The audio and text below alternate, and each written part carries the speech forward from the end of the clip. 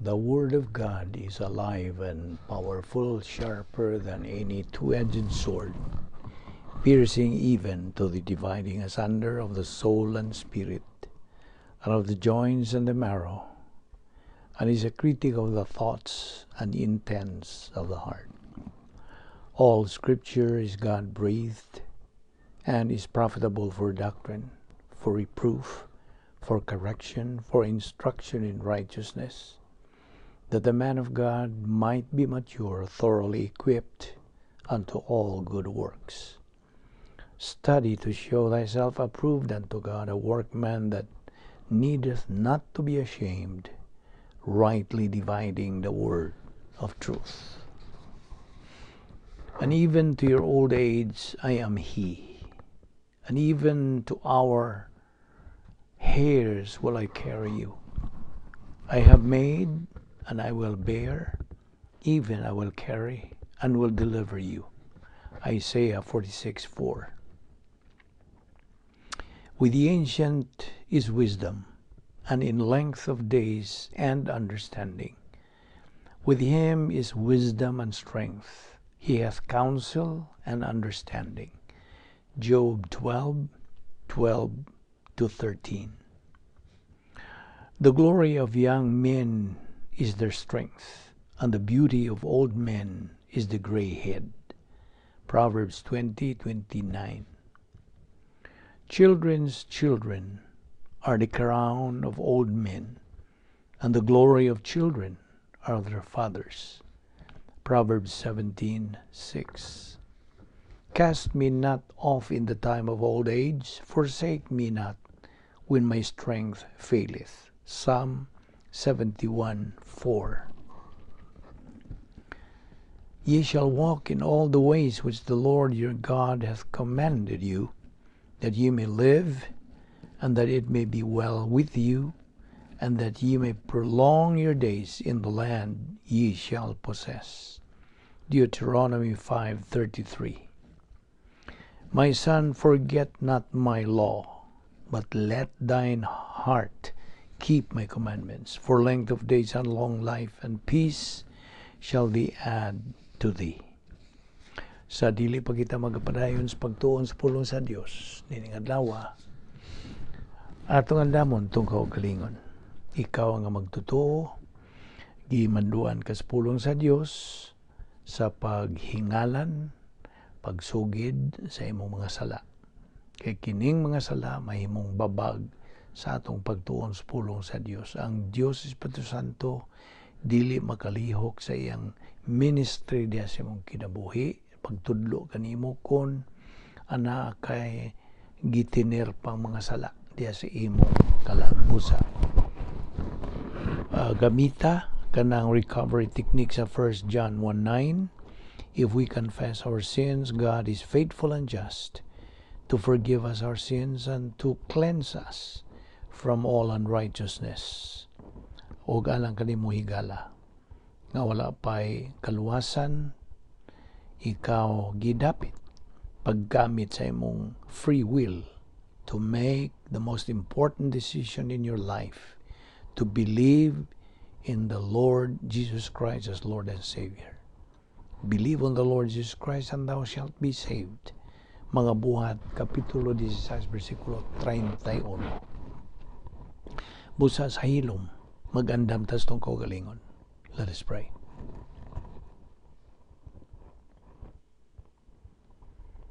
Magampot, balaan na mo nga Diyos, nagapasalamat kami kanimo, nining lain nga usab nga adlaw nga imong paabot ka na mo Diyos, nga imong pa kaming gilugwayan, nga mong kinabuhi, nagaginawa pa kami, askil pa mong kalawasan, o glanti pa mong pagpanabot kining tanang grasya.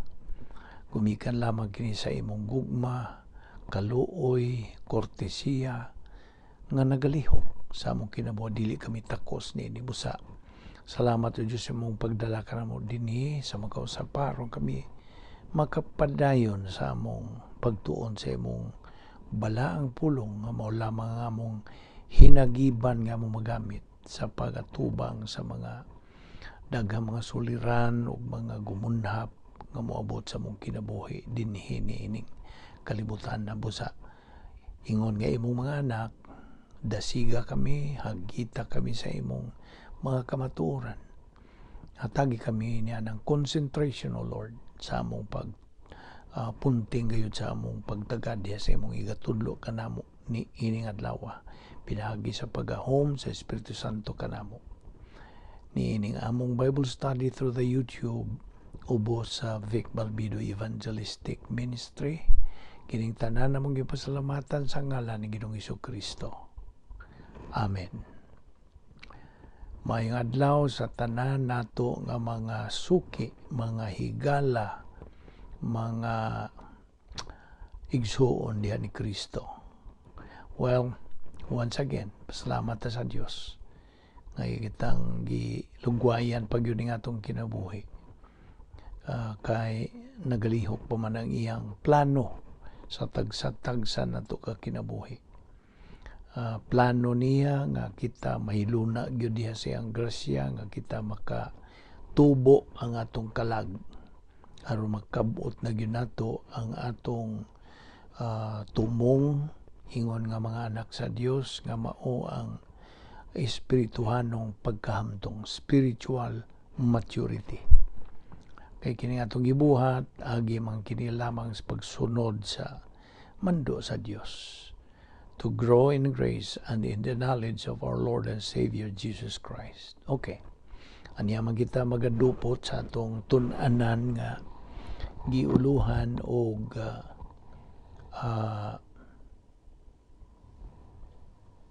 sa giuluhan nato sa atong tun-anan mao ang the doctrine of divine guidance. Okay? Padayon kita niini sa atong pagtuon niini kay taon-taon pa kini atong pagtutukan niini. Daghan pa kayo mga points of doctrine nga sanga-sanga nining atong pagaisgutan. Okay. As i-review gihapon. Okay, hantod nga kini mahimog yung klaro na gyud og tin-aw sa atong panumduman.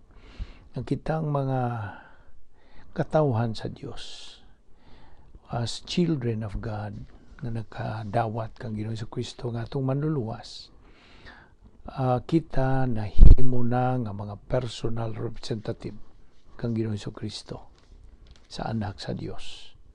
Og ingon niya na og tungod niya na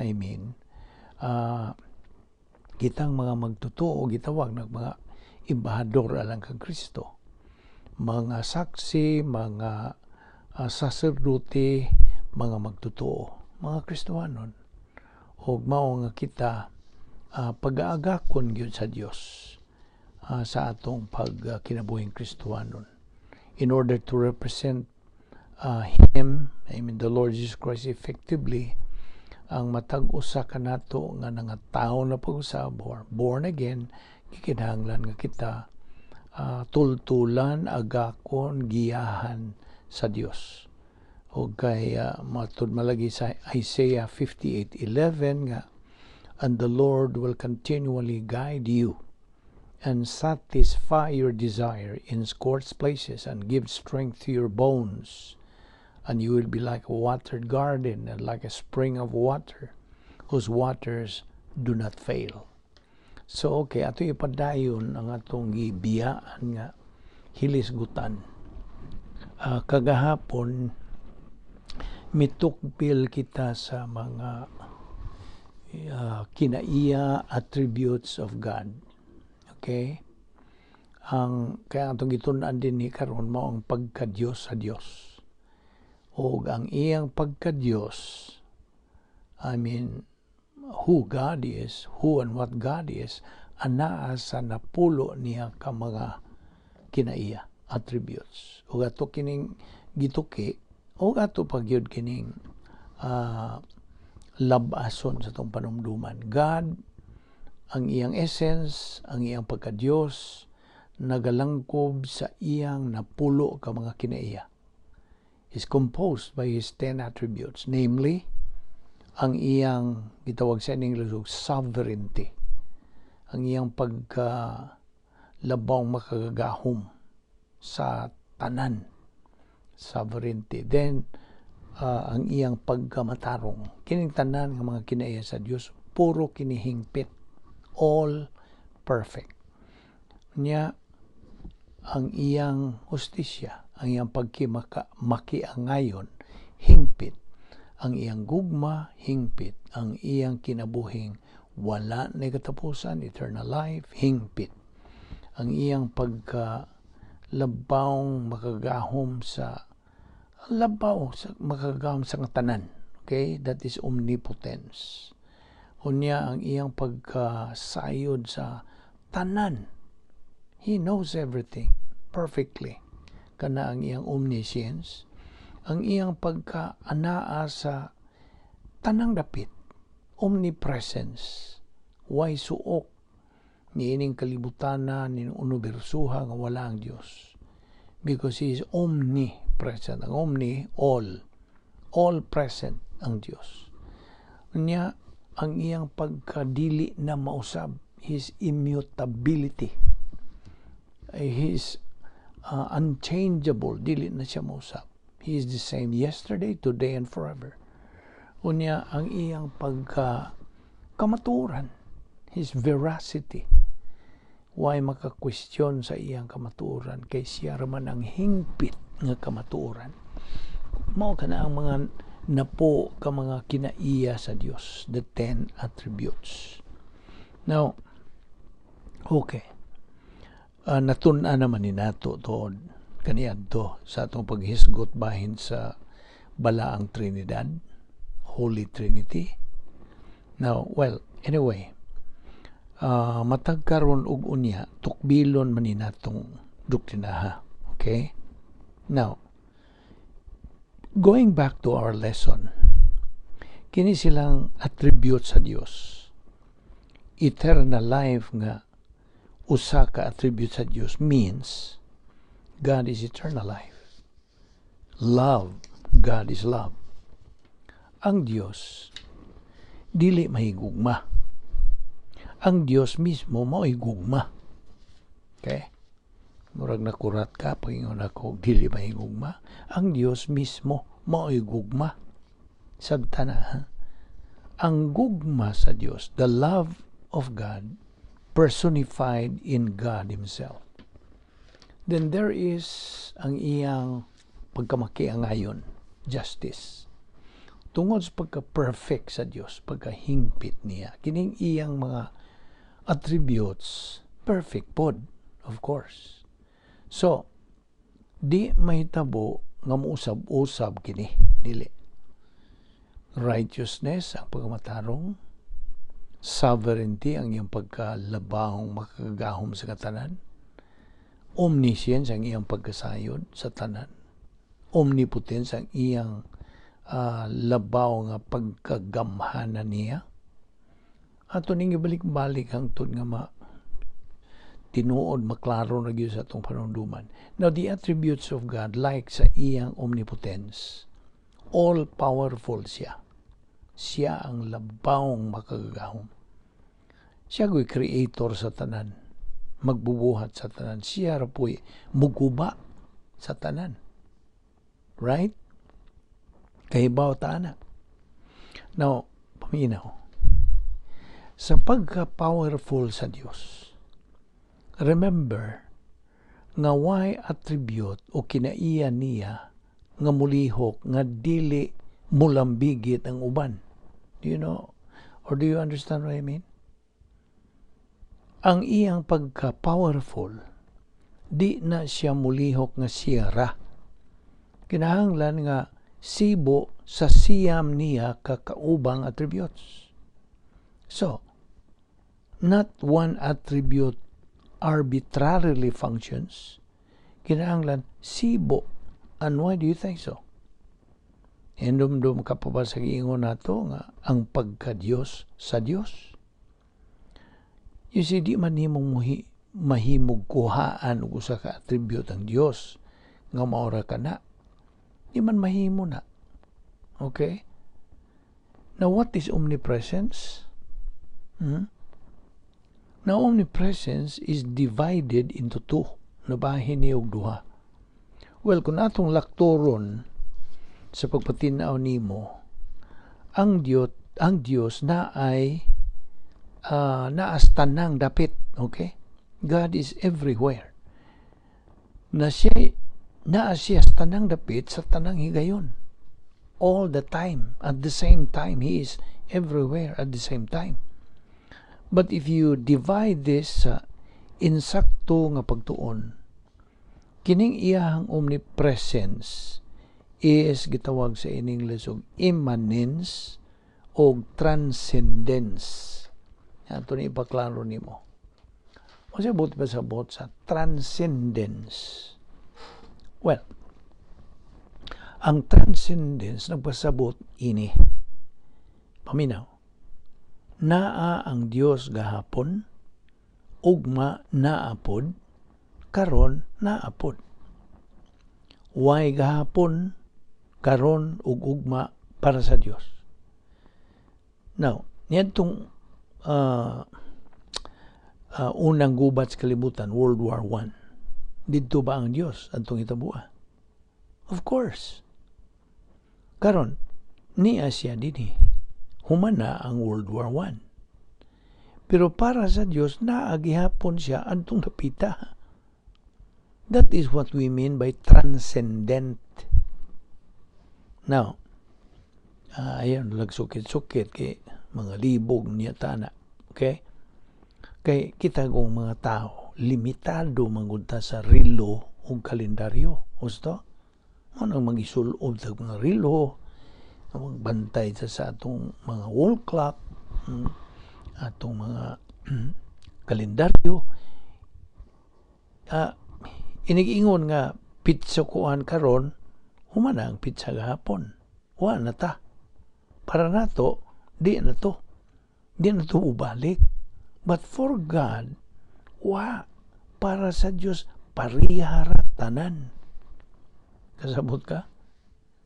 Maubitaw itong atong tig-ingon nga, ang imuhang mga desisyon nga wa panimo mahimo, nahibawan na sa Diyos. Na ang Diyos anang mga dapita, mga hitabo nimo nga wa pa mahitabo, ayaw kalimot. Don't forget, na ang Diyos anang dapita. Namutuo ba mo ana? Mura magnay uban diya ninyo nga muingog unsa gagron. Transcendence, maunay omnipresence sa Diyos. Transcendence. Mao bitaw na nga, ug imong mailhan na gyud pag-ayo ang Diyos. Makaila ka magsuod kaniya ba? Makaingon gyud ka ug unsa? Makaingon gyud ka unsa pa man di akong angay kagulan ning kinabuhi Musamot kas pagkaamgo nga wa na gyud ay kay angay pagka balak-an o kagulan ning present life nimo ingon nga Kristohanon. Gusto? Na may mga bot nga mga problema, ingon ka. Ang mausabra kay kita ramang mga tao, ang Diyos di man. Kasabot ka? And then, ang ikaduhang omnipresence sa Diyos, mao ang gitawag og immanence. Na unsa maning immanence? Ang immanence nagpasabot og anaa ang Diyos sa tanang dapit. Okay? Di ka mohimo nga moingon ka og murag wa ang Diyos ani dinhi sa ko kay na ako'y buhaton. Dili mahimo. Sa tanang dapit na siya. Nasabot ka? Mauna nga karon sa atong panahon o sa tanang dapit, maunay gihulagway sa iyang pagka-omnipresence. Sabot? Then you have immutability.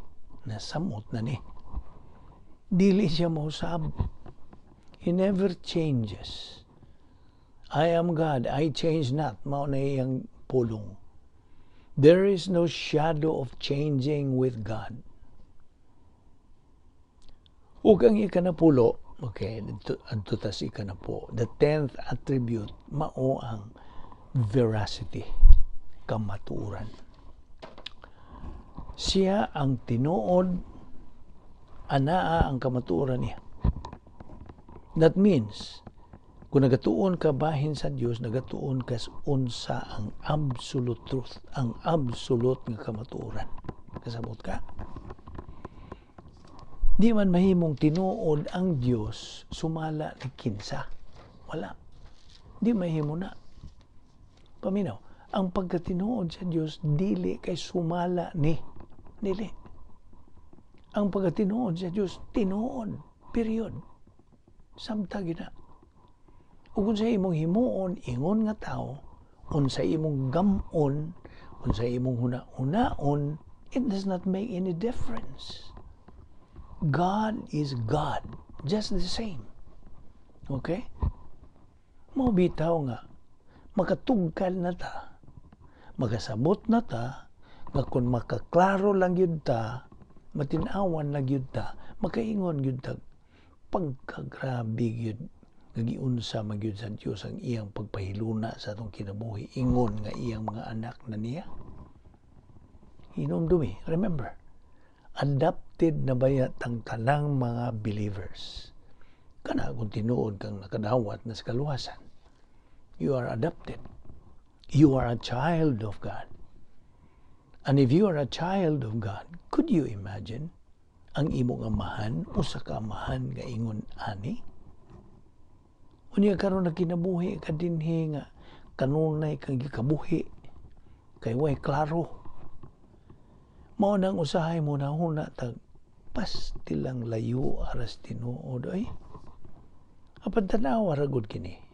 Now, kining attributes sa Dios, mulihok ning attributes sa Dios, pero dili mulihok kay kadtong atong giingon lagi usara. Okay? Mulihok ni pero galagi hapon ni sa tanan. Naagihapon ang tanan niyang attributes sa tanan nga mga sirkumstansya, mga hitabo, tanan nga mga dagan sa kasaysayan, naaning na po the 10 attributes. So you could imagine, no? Na ang eternal life, that is experience at the point of salvation and life after salvation. Love, nasamot na. Virtue ka na, naa na diha. Justice, justisya, mao na executor sa righteousness of God. Kinis lang tanan na. Apan usahay, para nato makasinati ta sa usara ka attribute sa Dios. Pero wa na magpasabot nga wa diha ang ubang attribute. Sakto? Ingon na ni ramang gud ni. Now, as an example, mao man ni ang gigamit bahin sa Trinity. Pero lahi tong Trinity kay 3 persons in one God. Kini lahi. Kini man ang attributes of God. Okay? Now, ingon kini ini. Niay himplo. Akong ipakita nimo ang kolor nga rosas. Pink ba? Okay? Paminaw. Now, kung pagmo nato ang tanang suga, unsay kolor imo makita? Wala. So, that means aron ka makakita kolor nga kinahanglan tag suga. Basta? Pero nganong pink, nganong rosas man eh. Unsa man ay kolor sa suga? Pink? Unsay kolor sa suga? Nung tanaw ko nimo. Unya nganong na pink man ang imong nakita? Kay colored man. Nganong kay bawang po ka colored na? Kay pink man. Okay. Okay. So, pangutana, diin man di ay gikan ka ng kolor nga pink. Nga ang suga, puti man. Mingon dali ka pintal. Kaya ang pintal, pink man. Naibaw ka ba nganong makakita ka kolor? Kaya na may mata. Mingon siya ka. Ngano mang may bao man tag. Kana siya red, kana siya pink, kana siya green, kana siya blue, ngano man. Yun sa man mo pagkaibaw nga red na siya, blue na siya, etc. O nga no man, kung pagmo ng suga, wa man mo'y makitang kolor. Unsa man diha inaan sa suga nga, mao man ay makakita nato sa kolor. Okay. Kanang suga, actually, moingon man ta nga puti ang suga. Dahil ubang moingog yellow, pero moingon tag puti o ingon ana. Kanang suga actually, naaana ang tanang kolor. Mao nang nahimong puti. Kaya ang kombinasyon sa tanang kolor, puti. Sunod din niya, muha niya kaspansing. Mao na, ang puti nga suga, kung imong iigo sa gitawag og prism, or makaigo siya og kanang taligsik sa uwan nga arang daghana, makakita tag bangaw. Ano may bangaw in English? Rainbow, okay? Now, kaya actually, ang rainbow o bangaw god, no, di ta baya makakitag bangaw sa gabi eh. Sa amo to pagkitag bangaw. Kaya ang bangaw is the reflection of the sun sa uwan. Kaya ang uwan, ang kada to sa uwan, kanang usa ka to sa uwan becomes a prism. P-R-I-S-M, prism. Nga ang sugang puti nga moigoan na, iyan ning bukon nga tos nagkalaing kolor nga naas puti nga suga. Nakasabot ka ba? So karon, ug mutan-aw mong suga nga puti, just try to imagine nga naa diha ang tanang kolor, okay? Pero di gud makita. Kaya nga naman, kombinasyon man. So how do we see colors? Naiuban tingali ninyo nga nagsulobron og green nga sinina. Ang uban yellow, uban brown, naiuban puti, uban pud itom. Pangutana, unsa man ning kolor nga puti ug unsa man pud ning kolor nga itom? Unsa man ning kolor nga puti ug unsa man pud ning kolor nga itom? Okay? Actually, dili baya kolor kanang puti ug itom, right? Ang puti, maunang puti atong sinina kay ang sugang puti hing-reflect man niya tanan. Kasabot ka? Ang itom nga sinina, color blind. Ang puwa nga object, makita nimo nga puwa ka na siya tungod kay sa dihang ang silaw sa suga moigo niya. Ang ubang kolor anha ra kutob. Pero ang puwa nga kolor mo'y moabot sa imong mata, muuntol ba? Mao nang makita ang puwa. Or for example, mutanaw ka sa sagbot. Sa may color sagbot, di ba green? Kana og dili summer, green gina. Okay? So, mutanaw ka sa sagbot green. Nagihapon ang tanang kolor. Pero ang moabot ra sa imong mata, ang kolor nga green. Mao nang green ang imong makita sa sagbot. Pero naagod ang tanang kolor. Pero ang ubang mga kolor misurop sa sagbot nga green. Ang green ra mo mibalik sa imong mata, mao nang ang imong makita kolor nga green. Kasabot ka? Or ibutang ta, sinina. Ang tanang kolor sa suga moigo sa sinina, makakita kas puwa. Tungod kay ang puwa ray muuntol gikan sa kolor, or ang blue ray muuntol gikan sa kolor. Ang uban mosurop. Mao'y hinungdan. That's the reason why you see colors. Now, muadto ta karon sa Dios, bahin sa Dios. Paminaw na nini. Matag karon og unya. Makakita ka sa usara ka attribute sa Dios.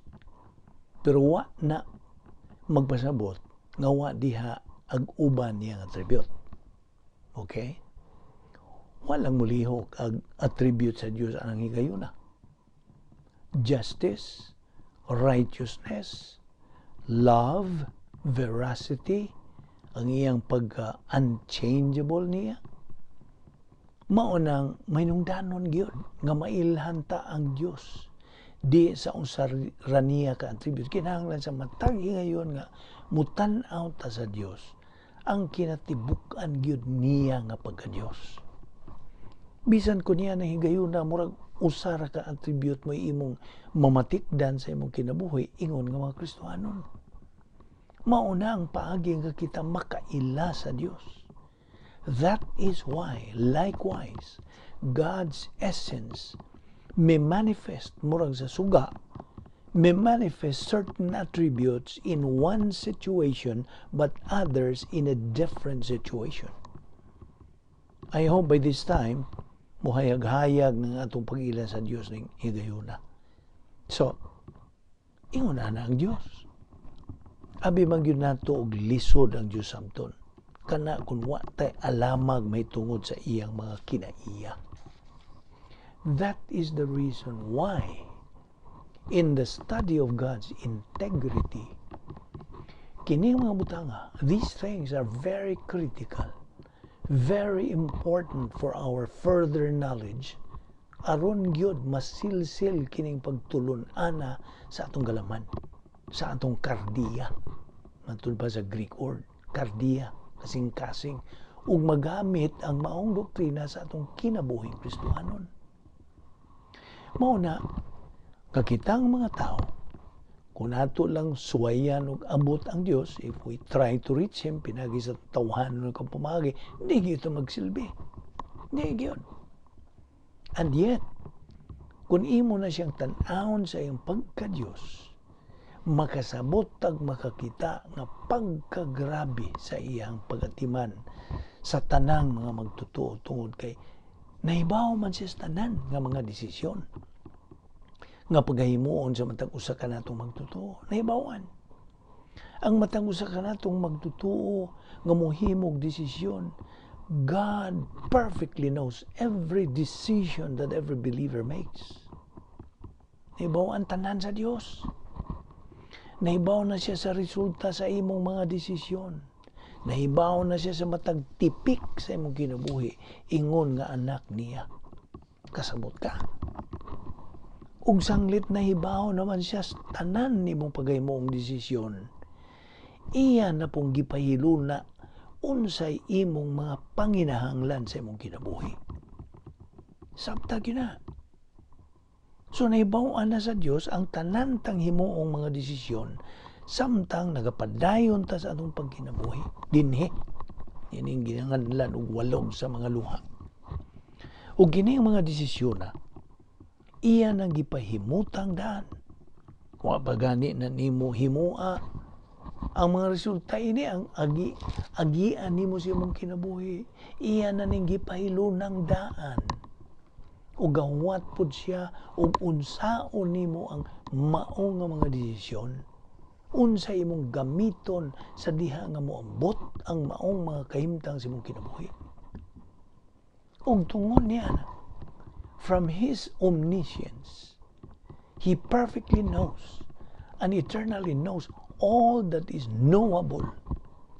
There is never a circumstance, personal, historical, or any other kind that surprises or confuses God. None.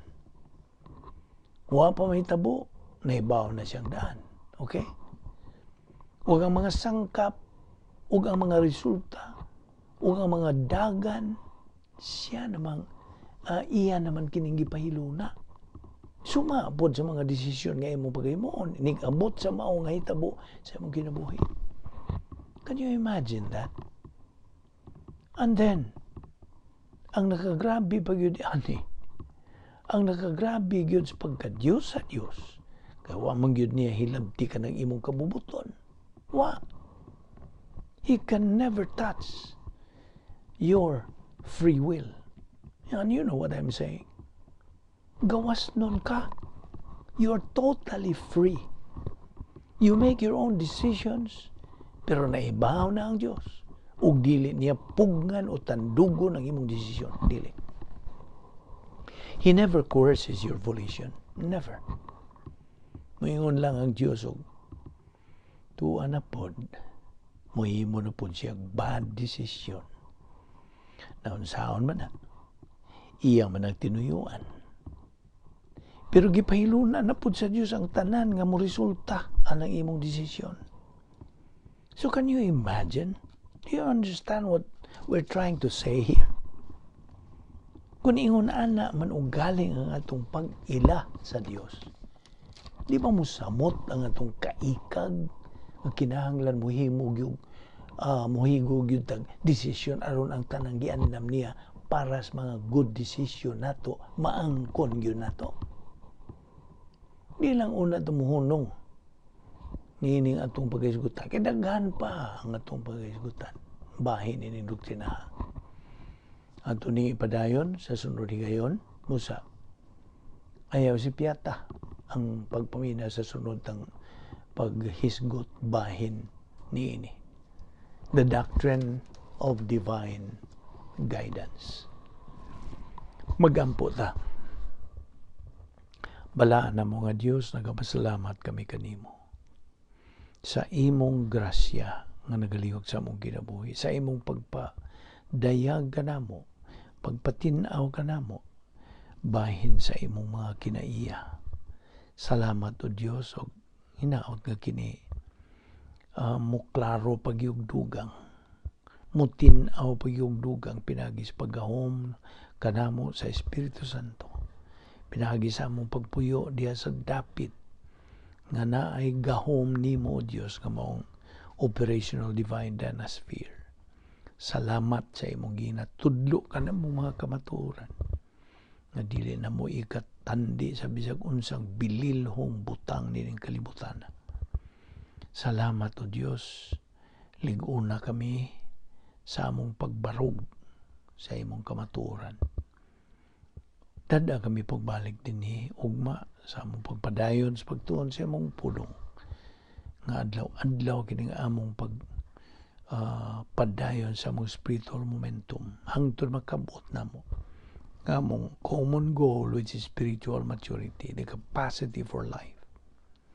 Salamat nining Bible study through the YouTube ubos sa Vic Balbido Evangelistic Ministry. Amo kining giangkon nga grasya nga imong gitagana giandam kanamo o Dios alang sa among kaayuhan ingon nga imong mga anak. Kining tanan namong ipasalamatan sa ngalan ni Ginoong Hesukristo.